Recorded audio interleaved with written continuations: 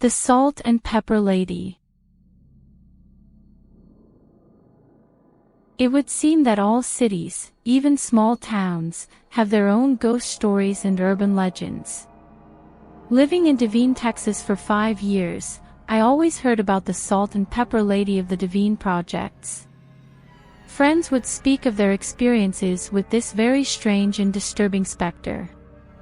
If you grew up in the Devine Projects, your parents wouldn't allow you to be outside whatsoever after dark, which was less due to the gangs and drug problems, and more out of fear of the Salt and Pepper Lady. There were the usual problems as with every low-income residential slum. Gangs, drugs, domestic violence, pedophiles. It wasn't the worst of all the projects, but crime was still present. Local police were often there for the usual reasons you would expect from a housing project. Raids, domestic violence calls, even the occasional murder. Somewhere in the ballpark of about 30 years ago, there lived an elderly resident of the Devine Projects known simply as Mona. She was a bitter, nasty, mentally unstable and disturbed lady. Most of all, she was lonely. Nobody could ever recall family or friends ever stopping by to visit her, so it was assumed that she was all alone in this world. She would yell at the children who played too close to her window and front door. She would run them off, sometimes saying things about their parents burning in hell and about being sinners. Mona was notorious for walking outside nude when the mood struck her. Sometimes, she would approach the young men hanging out and proposition them. Usually they ran her off or scattered away from her, avoiding her altogether. She was also known to knock on random doors late at night asking to borrow some salt and pepper. This was probably the most disturbing quirk of all. She would knock and knock, sometimes for 10 minutes. Most people didn't answer the door. However, when they did, she had this creepy smile on her face. Her teeth showing, with long stringy gray hair, wrinkled skin, and big blue eyes. She looked like something out of a nightmare. If you wanted her to go away, you had to give her some salt and pepper, then she left you alone. In time though, residents became used to Mona's eccentric antics, as disturbing as they were. She was just another oddity of the Devine Projects. In time people began to notice she wasn't screaming at kids, walking around nude, or knocking on doors late at night. When rent was due, Mona had not paid on time as she normally did. One cold January morning, the landlord went over to her apartment to collect. After no answer, he let himself in with his own key. Inside he found Mona submerged in her bathtub. The water was a crimson red as she had slit her own wrists. However, the most unnerving sight was that she had also decided to pluck out her eyes. She had also defecated in the bathtub, likely as she approached death.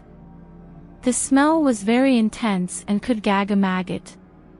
A note was left on the bathroom counter. I am sick of this world and all of the filth, lies, deceit and sinners in it. This place needs to be punished. All I ever wanted here was a friend. You were all just too good to talk to me. You should all burn for it. I'm leaving this world to join my son Hank and husband Jim in the afterlife. First, there are some things I need to tend to beforehand. You're all scum and not fit to eat my shit. I'll be seeing you all soon. Ramona Osterberg. When the coroner removed Mona, the populace of the projects curiously gathered outside. The general mood that day was one of relief. Ding Dong the Witch is Dead was to be sung by bratty children throughout the projects over the next few days. After about a week, the strange happenings began. People began to report a woman knocking on their doors late at night asking for salt and pepper. Mona was also said to be spotted walking around nude in the complex in the wee hours. Some even said she was seen walking through apartments in the same state as when she expired, eye sockets empty where her big blue eyes once stared from. Being that the projects were mostly occupied by poor, superstitious Mexican families, a growing concern and fear caused a meeting. They had all agreed to bring in a curandera, a Mexican folk healer who also deals with the paranormal world, to come in and cleanse the housing projects, and to rid them of Mona once and for all. After the blessing and ritual cleansing, the curandera claimed that Mona was no longer a problem. She had passed on to the next life to join her loved ones. This didn't hold her at bay for long. Another few days had passed. People were beginning to have horrible nightmares, everyone from children, adults, even gangbangers. She was seen more often walking around the complex and in people's apartments. Often she would knock on their doors in the wee hours asking for salt and pepper. Usually nobody answered the door. Occasionally, the brave ones answered only to find nobody there. When the residents tried to contact the curandera, she couldn't be found. All hope was lost and many began to pack up and move out. A few stayed. As new tenants moved in, the frequency of Mona's sightings began to dissipate. However, she can still be spotted walking disfigured and grotesque about the projects after midnight. She still knocks on doors once in a while asking for salt and pepper, and she can still be seen, albeit rarely, inside apartments and walking around with empty eye sockets. She still appears in the nightmares of frightened children and anyone who lives the wrong kind of life, a life Mona would disapprove of. She is meant now as a warning. Go down the wrong path, and the salt and pepper lady will come to get you. Needless to say, crime is way down in the Devine Projects. The police joke around saying Mona is an honorary Devine police officer being as she keeps the criminal element there in check.